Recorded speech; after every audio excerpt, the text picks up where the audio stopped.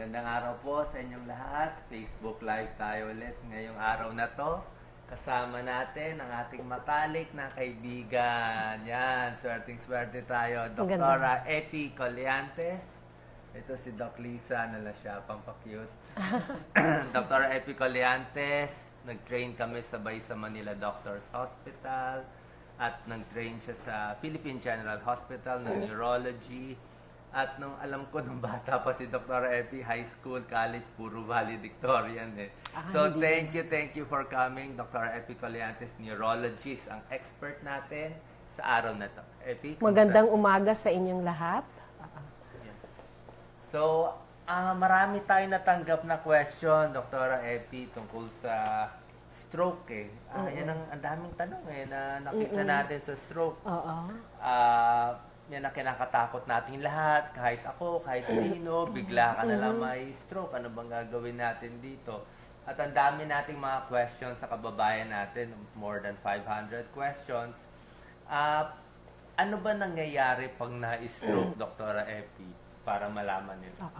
Yung stroke ay biglaang panghihina. No? So, makikita nyo, ito, may symptoms ng stroke. No? Pag halimbawa, biglang nangiwi ang mukha, ito yung facial droop, biglang nanghina isang bahagi ng katawan, pwedeng kamay o paa, biglang nabulol, kaagad-agad, no? Tingnan yung oras, kailan ba nangyari ito, tapos dalhin kaagad sa ospital. No? So, dalawang klase yung stroke. No? Yung isa, infarct, ibig sabihin nabara yung daanan ng dugo, dahil may mga plaques, may mga barado dun sa daanan ng dugo, mga cholesterol plaques. Yung pangalawa, dahil sa taas ng blood pressure, pumuputok yung daanan ng dugo, yun yung hemorrhage. Yes. Pwede natin pakita yung dalawang, itong fast na sinasabi, meron akong kamag-anak dati, Dr. Epi, ang complaint lang niya sa may pigi niya, dito sa may wallet na mamanhid. Kala namin, wala, manhid lang yan, baka sa upo mo lang. Stroke na pala yun. Maaring, parang mga maliliit na stroke, lacunar or something. Maaring manhid, isang paa lang. Depende kung saang area ng utak na nadali. Basta biglang pamamanhid o panghihina. Paano mo malalaman, Dr. Epi Colliantes, as a neurologist, na yung pamamanhid dahil sa carpal tunnel lang, dahil sa sciatica lang, o naipit na ugat sa likod, at kailan yung manhid galing na pala sa utak? Na, so, meron ka bang chinecheck na mga parang, tama, meron ka mga pinapalo-palo, di ba? Pero yung sa history lang, yung keyword bigla. Pero kung low back pain, yung mga carpal tunnel o mga ipit na nerve, chronic yun, matagalan yun, paulit-ulit. Pero yung stroke, isang bigla, manhid kaagad, no? And then, i-check ng doctor. Kailangan nga dalhin kaagad sa ospital para ma-confirm yung stroke. Anong klaseng check ang ginagawa, Dr.? Alam ko meron kayong mga neuro-exam eh. Ito si Dr. Alicia, example mo. Kunwari ito, ano bang magandang neurological exam? Una, habang nagsasalita siya, tingnan mo, bulol ba siya? Tingnan mo yung mukha, ngiwi ba? No? Pa-smile mo siya, ngiti, okay? Tapos papikit ang mata, bukas ang mata, tingnan mo yung mata, duling ba siya? No? Duling. Kahit tingnan mo lang muna, tapos pataas mo yung kamay, pataas mo, okay? Na, bumabagsak ba yung isang bahagi ng katawan, tapos palakarin mo siya. Iba ba yung lakad niya? Parang lasing ba siya? O yung iba naglalakad parang mabigat yung paa, no? Halimbawa, ito ganito yung paglalakad niya, 'di ba? Yung iba ganon, one half ng katawan, iba na yung lakad, mahina na kasi. So yun yung mga importanteng titingnan niyo. Yes, Doc Lisa. Ano pa yung mga ibang test, Dr. Epi? Yung iba rin, yung sensation, check mo. May pin ka, i-check mo, left and right. May manhid ba isang bahagi ng katawan? No? So, halimbawa, paano hinahawakan? Kung may pin ka, may pin ka, kunyari, eto, tsaka to, manhid ba yan? Okay? Left and right, i-compare mo kung may manhid. No? So, ginagawa mo lang? Mas maganda yung pin. Pin. Okay? Tapos ano mga reflexes? Chinecheck. Oo, yung reflexes, pwede kang umupo. Meron kaming hammer. Oo. May hammer, chinecheck rin namin yung reflexes. May hammer Wala akong hammer. Wala. Sorry. Anyway, may hammer. May hammer. Usually, pag may stroke, brisk yung reflexes. Pag palo mo ng hammer, brisk siya. Okay. Yun. So, usually one-sided. Anong dahilan bakit malakas? Oo. Kasi affected yung halimbawa ito yung mahina, ibig sabihin sa opposite side of the brain yung affected, no? So nagkakaroon ng problema. Oo. So merong abnormal reflexes on this side. Sasakit ba ang ulo niya dito pag na-stroke? Pag ang sakit ng ulo depende kung may pressure sa utak, mataas ang pressure sa loob ng utak, pwedeng sumakit. Pwedeng hindi rin kung maliit lang yung stroke. Okay? Pag stroke, kailan natin dadalhin sa ospital yung pasyente na baka sabihin, dati nang iwi yan, may sira. Siyempre, takot sila dalhin sa ospital, mahal eh. At yung CT scan, mahal din. So kailan nila dadalhin? Kung bigla ang nangyari, yung panghina, yung fast nga, face, arm, speech, dalhin ka agad sa ospital kasi pwede ma-reverse pa yon. So, pwedeng DOH hospital, libre naman doon, no? Yung mga gamot. Pwedeng i-CT scan sa government hospital, mura lang naman yung CT scan. Pag ilang hours, let's say, nabulol, nanghina, ano yung inuuna? MRI, CT scan, X-ray? CT scan. CT scan, CT scan ka agad number kasi yun yung pinaka-available, pinakamura, tsaka mabilis. Makikita lang kung may dugo doon, o walang dugo. Kung walang dugo, ang possibility may stroke na infarct yung nabara lang yung daanan ng dugo. Tapos, ilang hours, kahit 1 hour, 2 hours, ipapasitis ka na agad. Immediately, no? May contrast ba yon? Wala. Plain lang, immediately. Lang kasi kung infarct yon, ibig sabihin may nabara na daanan ng dugo. May clot buster, ibibigay para mabukas yung daanan ng dugo. Mari-reverse, halimbawa, paralyze siya, pwedeng mag-improve back to normal with that medicine. But you have to bring the patient within less than 4.5 hours. So, within 4 hours, kailangan dadalhin. Yun ang problema natin eh. So, ano nga pangalan nitong gamot at meron ng libre, di ba, sa government? Yung RTPA, libre na sa DOH hospitals. Yes. So, pag-inject nun, lahat ba pwede bigyan nitong RTPA? Alam ko, mahal to, di ba? Mga 60,000. So, merong inclusion criteria. Ibig sabihin, dapat within 3 to 4.5 hours, no? Kailangan hindi pa comatose. Kasi kung comatose, ibigay mo, baka mag-bleed.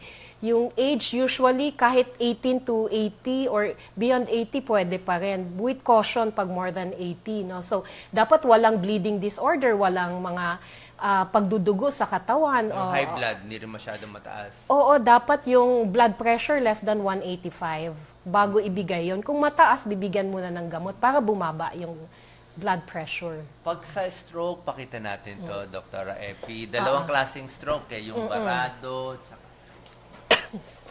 Okay. So, dalawang klaseng stroke. Ito yung ischemic stroke, no? Ibig sabihin, walang blood flow. Nabara kasi yung daanan ng dugo. So, walang oxygen na nagsusupply sa area ng utak. So, nangingitim to. So, yun yung ischemic. Pag namatay na yung cells, infarction na. Ito kaya nangingitim, no? So, maaaring may mga barado dyan. Hindi lang dito sa daanan ng dugo sa utak, pati dito. Dito, yung daanan ng dugo magmula sa puso, sa leeg, no? Yung carotid artery. So, yun yung isang klaseng stroke, ischemic. Yung isa naman, hemorrhagic, no? Halimbawa, mataas yung blood pressure, pumuputok yung daanan ng dugo, no? Yung blood vessel, ang laman nun, dugo. So, kumakalat yung dugo. Minsan, malaki yung dugo dyan, no? Nagkokoma yung pasyente. Ano mas delikado? Itong ischemic o itong dugo? Oo. Depende sa size. Minsan, kung maliit lang naman yung nabaradong daanan ng dugo, konti lang yung symptoms. Dito rin sa dugo, pag konti lang naman, ilang cc lang yung bleed kasi yung end arteries lang yung pumutok, yung mga maliliit lang. So, depende sa size. Yes, Doc Lisa. Oo. May nagtatanong na sa ating Facebook, yun daw bang maliliit na dugo, mawawala pa o okay lang naman nandun yun? Yung dugo, nawawala rin to, na-absorb, no? Naghihilom din, no? Pero meron ng scar na, may scar na dun sa, may peklat na sa utak. Yung mga nasabihan na kailangan ng opera, kailangan talaga nilang ipa-opera. Kailan ooperahan itong dugo na to? Ulo, bubuksan. Takot. Depende sa size, ang cut-off yung 30cc, no? So, halimbawa, 30cc, malaking-malaki yon, magkukos ng pressure, no? Magkukos ng pressure, maiipit yung ibang bahagi ng utak, no? So, magkukoma yung pasyente, no? Tapos, may displacement, yung sinasabing herniation, no? Displacement ng tissue from right side pupunta sa left side o from galing sa taas, bababa yung brain dahil magang-maga. No? So, yung cut of 30cc, kung superficial rin, yung malapit lang dito sa surface, no, pag binuksan, tanggalin yung dugo, mas mag-i-improve yung pasyente, mabilis yung recovery. Delikado ba yung itong ganitong, parang burr hole ba yun? Delikado ba yun? Mag-burr hole, may risk din, pero pwedeng mag-improve kasi yung, yung quality of life ng pasyente. Lalo na kung malaki, life-saving kasi yan. So, gusto malaman ng kababayan natin, Doktora Epi, ano ang cause nitong pagdurugo sa ulo para hindi sila mangyari yung ganito? Ano namang cause nitong bara, tsaka ano itong dugo? Isa-isahin natin. Yung hemorrhagic stroke, kung yung mga high blood na hindi uminom ng gamot, laging mataas yung blood pressure. So, puputok yung daanan ng dugo. Isa pa, pag may abnormal na daanan ng dugo, no, like aneurysm. No? Aneurysm. Oo, ito, parang nagbabalo na daanan ng dugo, no? Common to sa mga heavy smokers na high blood, no? Humihina yung lining ng daanan ng dugo. Tapos, pumuputok, no? So, kalat yung dugo, no? Life-threatening to. Yung iba, merong congenital, na abnormal na yung AVM, no? Arteriovenous malformation, no? So, common ito, congenital kasi to, no? So, may connection yung artery tsaka vein diretso. Dapat yung artery pupunta pa sa capillaries, no? Pero, biglang may connection sila diretso, no? Pagtaas ng pressure, pumuputok yon. So, nagkakaroon ng dugo. Pwede rin pag nauntog ka, pwede rin magkaroon ng dugo dyan. Mga boxers, pwede rin. Pag sinuntok yung ulo mo, or na-aksidente ka, pwede rin magkaroon ng dugo. Okay. Bakit may tao, Doktora Epi, na may aneurysm? Di ba nakakatakot eh? Ano ba yan? Namamana yan? Itong AV malformation. Bakit may taong may ganyan? Tsaka kung yung magulang mo, kamag-anak mo, may ganyan, di ba? Posibleng mamana. Alam ko kay Fernando Po Jr., aneurysm ata eh. Aneurysm ata siya eh. Infarct siya, brain infarct stem ba siya? infarct. So itong katulad ng sinabi ko, itong aneurysm, pwede itong namamana, maaari, pero pwede ring acquired. Ibig sabihin, kung hindi healthy yung lifestyle mo, naninigarilyo ka, nagda-drugs ka, super taas lagi yung blood pressure mo, magkakaroon ka ng aneurysm. Oo, kasi yung lining humihina. Ito naman congenital to, yung AVM. Developmental. Paano malalaman ng bata o natin nakikinig sa atin ngayon? Kasi walang symptoms yan, di ba? Paano natin malalaman na wala tayong aneurysm ngayon? Misa sumasakit ulo ko, mga ganun. Oo. Yung aneurysm, usually, ang manifestation sa biglang sakit ng ulo, no, kakaiba. Maaring meron kang migraine na on and off headache, pero umiba yung character ng headache. Mas malala. Paano iba? Ngayon yung masakit dito, kunwari, ang dami may masakit ng ulo, ito mga comments. Halimbawa, iba yung migraine, no? Yung migraine usually one-sided, no? On and off, no? For several years, paulit-ulit may naka-trigger, like pag nainitan ka, nagutom ka, napuyat ka, o sobrang tulog. So, may nakaka-trigger. Pero, pag natulog ka, sumuka ka, nag-take ng medication, nawawala yung headache. Pero itong aneurysm, sobrang tindi. Halimbawa, ipagrado natin intensity, 10 out of 10, ganun, parang pinupukpok ng martilyo, ganun katindi. So, Sobrang sakit talaga sobrang yan. tindi, the worst headache ever. Yung maliit na yan? Oh, kasi pumutok, biglang puputok yung daanan ng dugo, yun, no? And then, pag pumutok, pwedeng magkaroon ka ng pagkawala ng malay o ng iwi o may mga symptoms. So, dapat, Dr. Epi, punta lang sila sa emergency room. Oo, or pag ganon. neurologist. Oo. Pag halimbawa, matindi na yung sakit ng ulo, hindi na nawawala dun sa regular na medications niya, dalhin ka agad. O kaya may ibang nararamdaman, ngiwi yung mukha, mahina yung one side of the body, diretso ka agad. So, nasabi mo na yung mga iiwasan nila, di ba? Yung high blood, nakakaputok, sigarilyo, Drugs. mga shabu. Mga shabu, mga ganyan. rin yan. Mga sakit sa puso, pwede rin. Pwede rin. Itong aneurysm, halimbawa may rheumatic heart disease, may infection sa puso, tapos pupunta yung bacteria sa daanan ng dugo sa utak, magkakaroon ng infection dito, hihina yung lining, may mycotic aneurysm ang tawag doon. Galing dito sa puso. Galing Ito, sa ito puso. yung sa puso Oo, pataas. oo. Ito kasi nasa leeg lang natin itong mga carotid. Meron ba tayo pag-iingatan dito sa leeg natin? Di ba dito dumadaan yan? Oo. Pwede nila makapa, di ba? Pero delikado ba? Palang yan, nahahawakan mo, makakapa mo. Merong iba kasi na may mga baradong daanan ng dugo, no? Di ba chinecheck yung chinecheck carotid, Oo. ultrasound? Oo, pwede rin yung sa stethoscope lang. Kung may bruit, yung abnormal sound, ilalagay yung stethoscope, may abnormal na naririnig, baka may baradong daanan ng dugo. Tapos yung bara na yon pupunta sa daanan ng dugo sa utak, magbabara. Pwede rin galing sa irregular heartbeat, no? So, pwedeng turbulent yung flow, magkaroon ng blood clot, tatapon din doon sa daanan ng Ang dugo. cause nitong barado sa leeg na pwede mag-stroke ay ano ba to? Pwera sa sigarilyo, high blood, yung diabetes and cholesterol. Pwede, oo, rin. oo, tama. Bakit prone ang diabetic o mataas ang cholesterol? Kasi yung diabetic, may mga pagbabago dun sa daanan ng dugo, no? Kumakapal, nagkakaroon ng plaques, no? So, prone sila doon.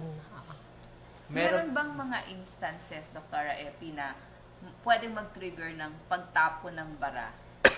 Nagpamasahe, sa neck, masikip ang collar? Pwede rin yung Oo, sinasabing, collar or actually, masahe. kahit walang bara, kahit kagaya sa atin, normal, walang bara, pwedeng magkaroon ng dissection, no?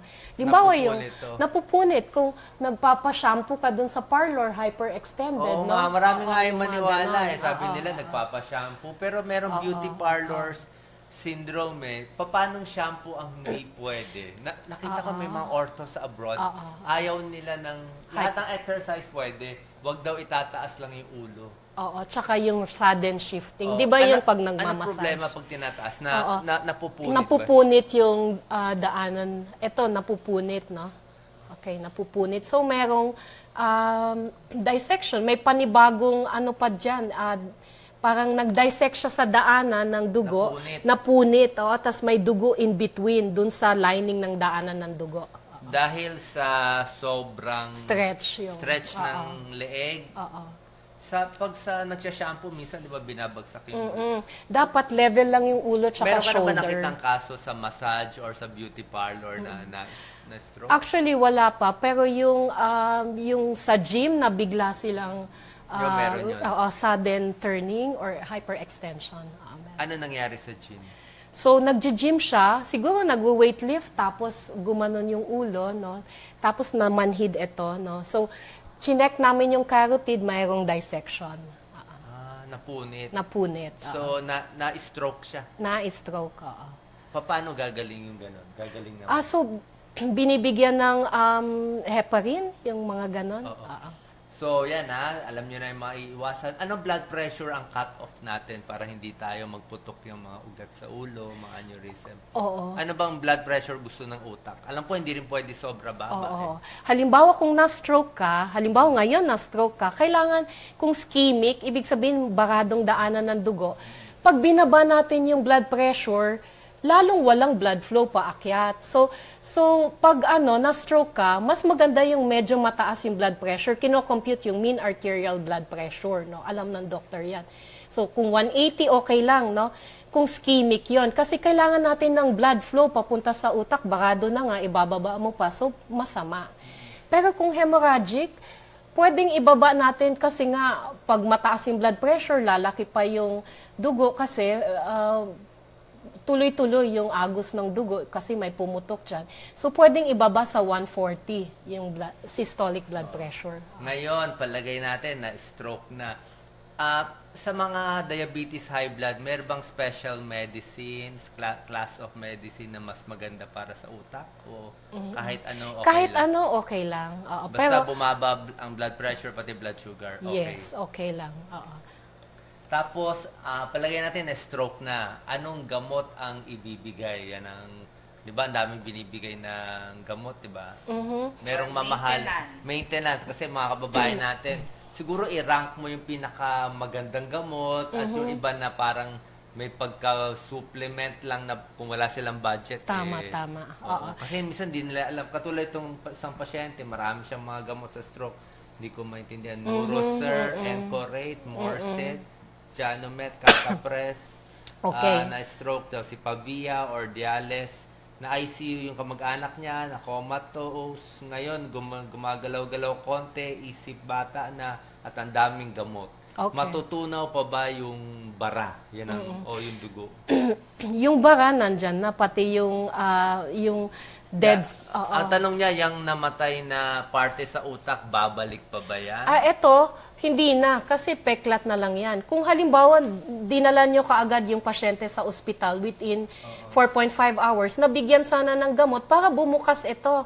Pag bumukas ito, magfo-flow uli yung dugo, hindi mamamatay itong cells. Pero kung matagal nyong dinala, siguro more than 5 hours na, nabara ito, patay na ito yung cells, no? So, hindi mo na masisave yun, kaya nga dapat mabilis ka talaga, no?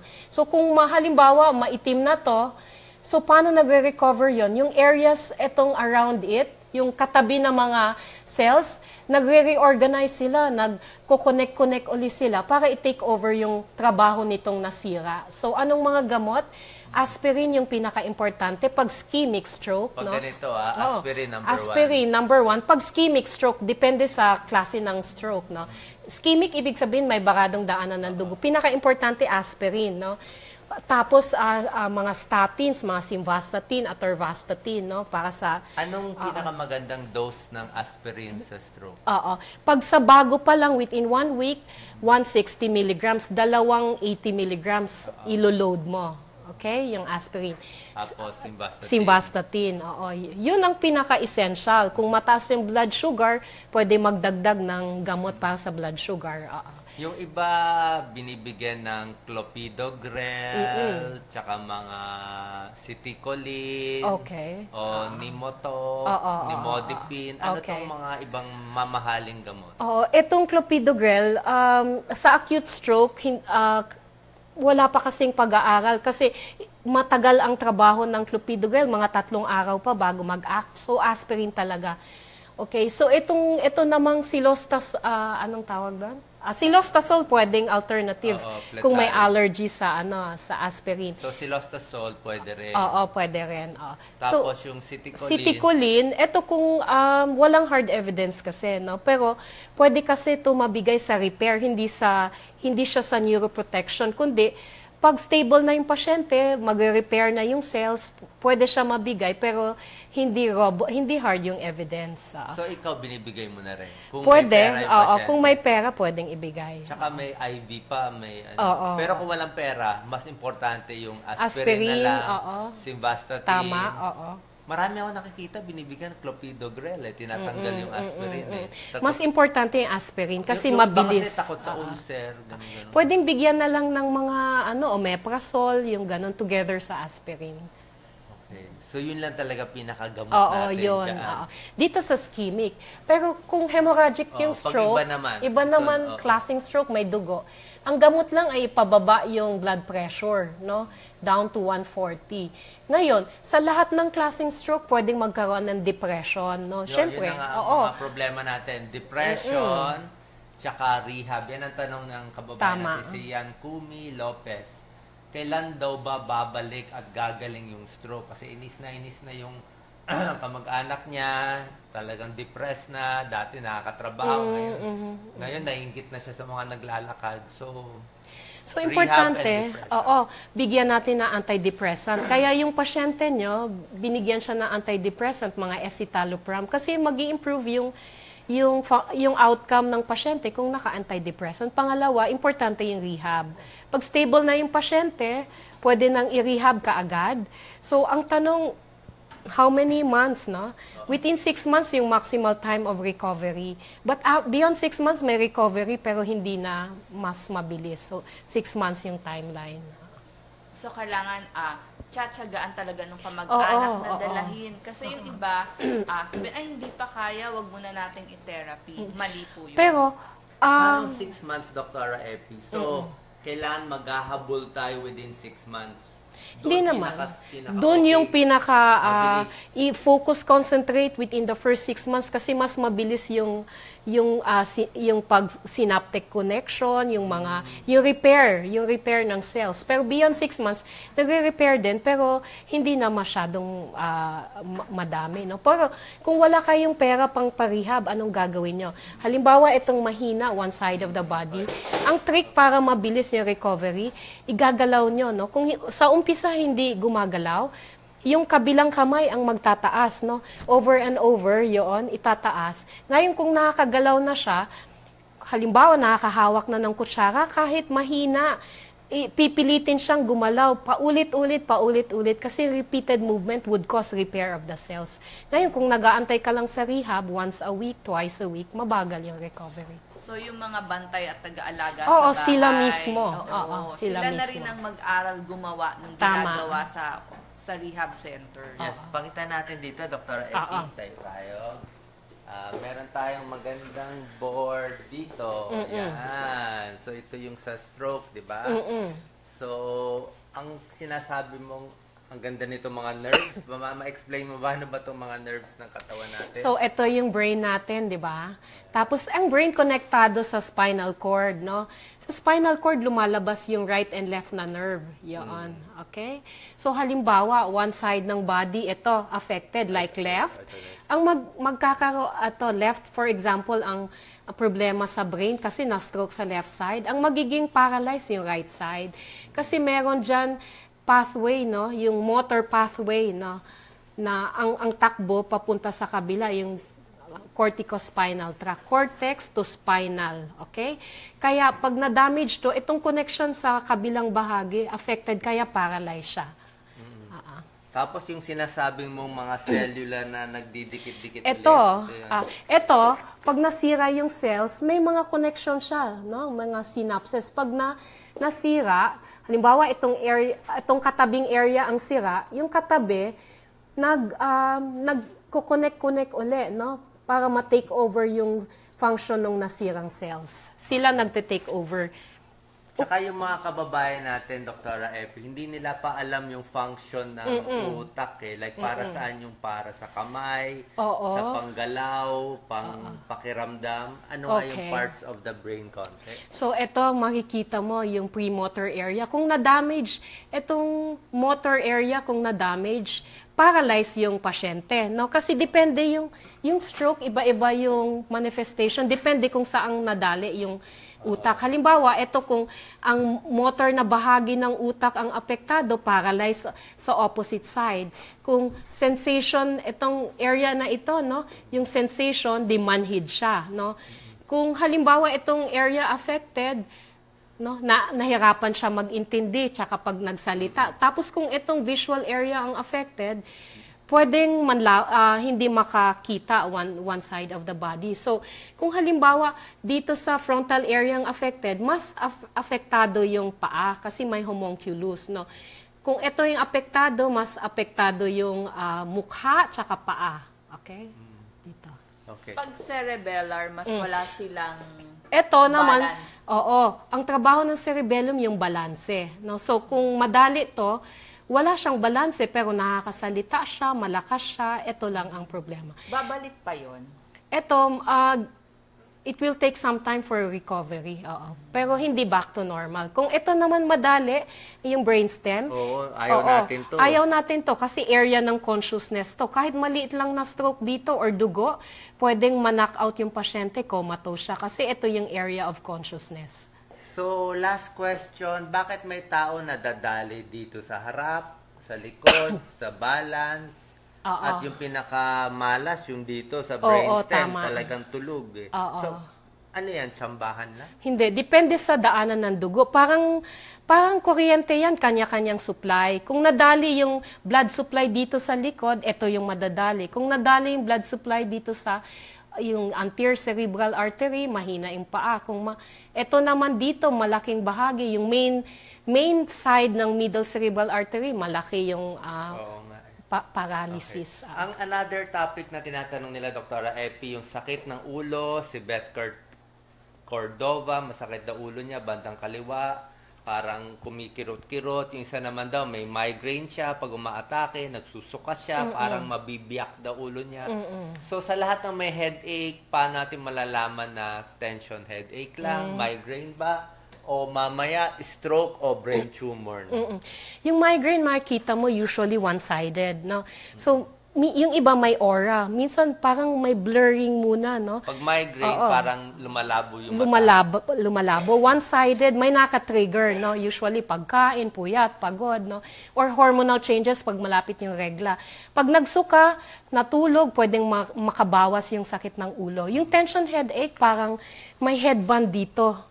No, parang may nakapatong dito na helmet, ganun ang pakiramdam. So, natitrigger ng stress. Sa init din, pwede rin? Pwede rin init, pero usually stress, kaya nga tension headache. Minsan mabigat yung batok, yung ganun. So, makukuha yan ng mga exercises natin, di ba? Pwedeng, mga stretch. Pwedeng, may mga gamot din, yung mga antidepressant, yung mga ganon sa tension, no? Or yung mga muscle relaxant. Pain reliever, anong pwede nilang Although, syempre, takot tayo sa pain reliever. Kailan sila mag-pain reliever? Pwede ba paracetamol lang? Pwede, pero mahina kasi yung paracetamol. Pag migraine, usually mga sumatriptan ang binibigay, no? Pang migraine attack, no? Kasi pwede rin yung pain reliever, no? Kaya lang mabagal. Yung sumatriptan, or pwede yung mga regular mefenamic, pwede rin paracetamol. Sumatriptan, pang migraine siya. Anong oras iniinom to bago umatake? At the onset. Pag naramdaman niya, nagsasarab na yung ulo, yun ang best time to take it para hindi na dumiretso. Ilang milligrams kaya? 50 milligrams. Medyo mahal, no? Medyo mahal, walang generic. Pero kung wala sila nun, pwedeng regular pain reliever, mefenamic, celecoxib. Anong advice mo sa may migraine muna? Ano yung magagawa nilang lifestyle at pagkain na pagbabago para hindi atakayin? Healthy lifestyle, exercise. Kung mataba siya, pag nag-exercise, mababawasan yung triggers, yung atake ng migraine. Huwag kumain ng may mga monosodium glutamate, mga Vetsin, yung mga flavoring, no? So, mga chocolate, cheese, yung mga red wine, nakaka-trigger yon, no? Bright sunlight, pag lumabas, mag-shades ka, may payong ka na, may pamaypay ka na. So, tamang tulog. Kung sobrang tulog, sasakit din ang ulo. Tapos, paano naman yung headache na dahil sa stroke o baka mamaya may brain tumor? Yung headache sa brain tumor, usually matagal, siya, tuloy-tuloy, progressive, no? Hindi siya kagaya ng migraine na mawawala, babalik. Ito, tuloy-tuloy kasi halimbawa, isipin mo, unti-unting lumalaki yung tumor, no? So, persistent yung headache, nandyan lagi, palala ng palala. And then later on, makikita mo, mahina na, may paralysis na. Malalaman mo ba, Dr. Epi, as a neurologist, na yung headache nitong tao ay brain tumor na? Parang ano ba siya? Parang, alam ko, yung iba parang konti lang daw. Yung iba, syempre, kung maliit lang. Actually, hindi. Kung character lang ng headache, hindi. Pero hindi mo malalaman. Pero kailangan may suspetsya ka. Kung yung headache, tuloy-tuloy, non-stop, uminom ka na ng gamot, ay iba na yan. Hindi na migraine yun. Tsaka palala ng palala. 24 hours ang sakit ng ulo ng non-stop, kahit days and weeks and months, palala. Nakakataka, ang dami nating mga nagtatanong na may brain tumor. Dito, si Eliza, Santiago, meron daw brain tumor, at naoperahan na, I think opera or radiation, pero mahina pa rin daw, binibigyan siya ng steroids. Yung isa naman, may brain tumor din, kababayan natin, tinamaan yung mata, nabulag na. So, ano mo na cause ng brain tumor? May Ano edad ba to? ba yan? Brain tumor sa cancer? Oo, tumor. Pwede, pag sinabing tumor, pwedeng benign. Ibig sabihin, slowly growing, no? Pag tinanggal, hindi na magre-recur. Pag malignant naman, mabilis yung paglaki. Pag tinanggal, pwede rin mag-recur o pwedeng hindi matanggal lahat, no? So, ang tanong mo, anong cause? Minsan, basta na lang, no? So, minsan sa genes natin or minsan na-expose sa virus, maybe radiation, yung mga ganon. Anong mga radiation ang pwede mag-cause? Meron bang mga sobrang mga test, mga MRI or what, CT scan? Test, oo. Anong radiation? Radiation. Yung mga x-ray, hindi yun magkukos kasi seconds lang yun. Yung constant, chronic, yung mga maybe nuclear thing, yung mga ganon. So wala tayong laban talaga doon sa mga... Basta na lang, it just occurs. Oo, yung iba sinasabi, yung cellphone, yung mga cell site. Ano ba pag-aaral ngayon? Yung iba, madaming nagsasabi baka yung cellphone, iba-ibang cellphone kasi, iba-ibang intensity ng radiation. Pinaka-mataas na radiation yung iPhone, no? So, pag natulog ka, yun ang pinakamataas. Pag natulog ka, wag mo ilalagay sa ulo mo. So, ilayo mo sa'yo, yung mga ganon. Pag nag-answer ka ng call, maybe headphone, or speakerphone, pero wala pang hard evidence na nagkukos talaga yon ng brain tumor. Pero ano feeling nyo in the future, in 10, 20 years? Mukhang lalabas na negative o parang... Ang maganda lang na prevention, no? So, wag nating gawin na laging natulog tayo, malapit yung phone, or pag microwave tayo, no? So minsan yung microwave, sabi nila nagko-cause ng breast cancer because of the radiation. So kung pwedeng hindi dito ilagay yung microwave sa taas para hindi direct sa chest. Pero wala ngang hard evidence for that. Pero wala namang masama kung mag-iingat. Wala naman, walang masama. So sa brain tumor, anong mga gamutan ang magagawa nila kung meron? Tsaka yung gamot daw na binigyan ng steroids, para saan yung steroids? Alam mo, pag may brain tumor, yung area around it namamaga. So yung steroids, hindi para sa tumor, kundi pang tanggal lang ng pamamaga. Okay, pag natanggal yung maga, kasi halimbawa, maliit lang yung tumor, pero malaki yung pamamaga, malaki yung panghihina or deficit ng pasyente. Yung steroids sa maga lang. Pwedeng tanggalin to, i-opera kung halimbawa accessible yung area. Pag malalim naman, gitna siya, mahirap naman tanggalin yung nasa gitna. So, ginagama knife o niraradiation.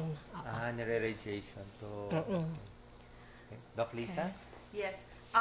Napag-usapan na rin yung tumor. Meron din bang tumor sa ibang part ng nervous system? Dito nga may tumor ba sa ibang parte? Sa ulo lang ba o pati dito sa... Sa lahat ng bahagi ng katawan, pwedeng magkaroon ng tumor sa spinal cord, sa nerve. Kung halimbawa spinal cord ang affected, paralyzed from here down.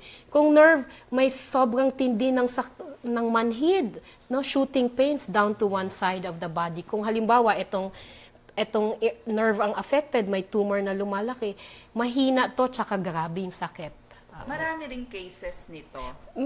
Hindi siya as common, pero meron din. Ang TB of the bone, pwede rin? Meron bang gano'n?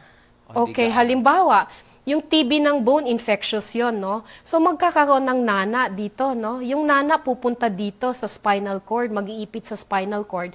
Tapos, yung nana kakalat din dito. Yung TB abscess kakalat din sa nerve. So, magkakaroon ng paralysis, panghihina yung lower part. Halimbawa, ito dito yung abscess, from here down, paralyzed. Kung dito naman yung abscess, from shoulder down, paralyzed. Depende kung saang lugar. Okay. Ngayon naman, Dr. Epi, ito hinihintay nilang topic sa ating part 1, yung manhid. Ang dami nagsasabi, kasi nerve na pinakita natin, manhid kamay, manhid leeg, manhid likod. So, paano natin malalaman yung manhid saan galing? Nerve ba? Artery ba? Muscle ba? O nervyos lang. Ano ba itong manhid? Pwede ka, sama siguro yung manhid So, sa dito. sa ulo, Ah, sa ulo. batok. Minsan manhid yan. Oo. Minsan, pag may mga arthritis dito, no, okay, yung changes sa buto, naiipit yung nerve, no? So, yung sakit dito, mag-shoot down, titigas yung muscle, no? Shooting down, tapos pwedeng manghina itong kamay niya, no? So, usually, yung neuropathic pain ang tawag, merong burning pain, shooting pain, kuryente, parang manhid. Yun Parang ang kuryente. kuryente, shooting down. Kasi, shooting down to the distribution of the nerve, no? Pwedeng kuryente, ngalay, parang ice, yung ganon. So ito, pag masakit ang leeg mo, Oo, lagi oo. nagko-computer, o may... Pwedeng muscle din lang. Pero kung naramdaman yung sinabi ko, yung shooting down pain, nerve na yon.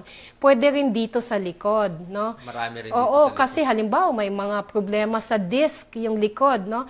Ipit yung nerve, pababa dyan yung sakit. Low back pain, pababa. Oo, yung sakit. Oo. Treatment? Yes. Pag naipit, ano bang mga treatment nyo dito? So una, kino-confirm, pwedeng MRI. Ang MRI ang best, pero kung hindi kaya, pwedeng X-ray, tingnan ng anatomy, no?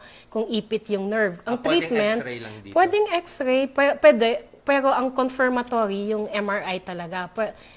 And then, kung naipit, depende kung malala yung ipit, no? Baka tapos mahina na ito, is-surgery yon, no? Kasi grabe yung ipit. Pag mild lang naman yung symptoms, hindi masyado yung ipit, pwedeng physical therapy. Oo. Kaya nga sinasabi ko, gagawin natin yung mga exercises, di ba, para lumuwag itong mga ipit. Pakita na rin natin, Dr. Epi, dandahan yung itong ipit dito sa likod. Ito yung ipit. Oops, sorry. Ay, sorry. Okay. Oops, sorry. Yan, nahulog yung sa... Pakita natin. So, ito yung lumbar natin, yung likod natin. No? So, makikita mo, may disc, ito yung vertebral body, disc, vertebral body. Pag nag-side view, makikita mo, lumalabas yung nerve dyan. Okay? Bali, ito yung likod natin to. Likod. Pag hinawakan mo yung likod natin, mahahawakan mo yung spine, no?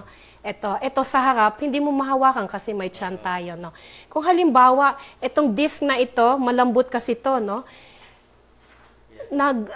Lumiit na, nagkikiskisan yung dalawang buto, yung highway ng nerve, maiipit, liliit yung highway ng nerve.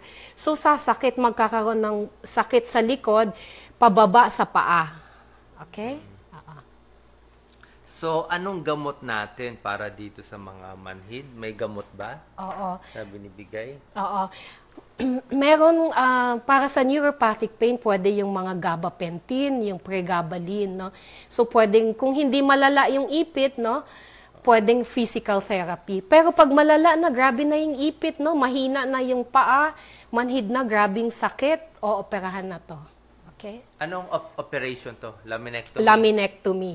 Delikado Luluwagan, hindi naman, luluwagan yung space. Meron ding mga slip disc, di ba? Oo. Ano yung slip disc? Ibig sabihin, ito disc, nag-slip papasok. Ibig sabihin, ito malambot to. Parang toothpaste, malambot. Magsaslip sa likod, naipit yung nerve. Kung dun sa taas naman, sa L1, wala na kasing spinal cord. Halimbawa, thoracic, nag-slip sa likod, ipit yung spinal cord dito, di paralyze yung paa. Sa mga cases niya, Dr. Epi, ano yung pinakamaraming cause bakit nag-slip disc? Bakit sila Yung nag-slip disc? nagbubuhat, no? Maramdaman nila parang nag-click, no? So, may clicking. oo, may clicking sound. Yun ang ni-report nila. Ay, nako, nagbuhat ako ng tubig o sobrang bigat. Sumakit bigla yung likod. Nag-click na bali na yon. Maaring ito gumanon, no? Yung Pag nag-click, ito pala nagkiklik eh, ito. nabali. Pag gumalaw tayo, ito, no? bali Ito, naipit ito, no? Yung highway ng nerve lumiit, naipit siya. So, buhat lagi. So, ingat pala sa pagbubuhat. Pwede rin pag na-aksidente, natumba, napaupo, na gumanon yung buto. Pag upo din, nahulog. Oo, diba? yung pag na-slide Hulog sa sa stairs, hagdan. tapos biglang napaupo yung matatanda.